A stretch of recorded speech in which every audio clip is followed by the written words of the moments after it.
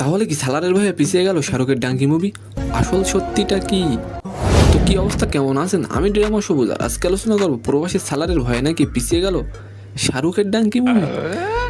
এই বিষয়টি নিয়ে সালারের সঙ্গে বক্স অফিস টক্কর এড়াতে ডিসেম্বরে আসছে না শাহরুখের ডাঙ্কি কানাঘুষো, এমনটাই শোনা যাচ্ছে। কথা ছিল বড়দিনে ভক্তদের ছবি উপহার দেবেন শাহরুখ, তবে বলিউড সূত্র বলছে ডাঙ্কি মুক্তি পেতে পারে 2024 সালের জানুয়ারির প্রথমেই। কানাঘুষো শোনা যাচ্ছে সালার ছবির সঙ্গে বক্স অফিস লড়াইকে এড়িয়ে যেতেই নাকি ডাঙ্কির মুক্তি পিছিয়ে দেওয়ার সিদ্ধান্ত।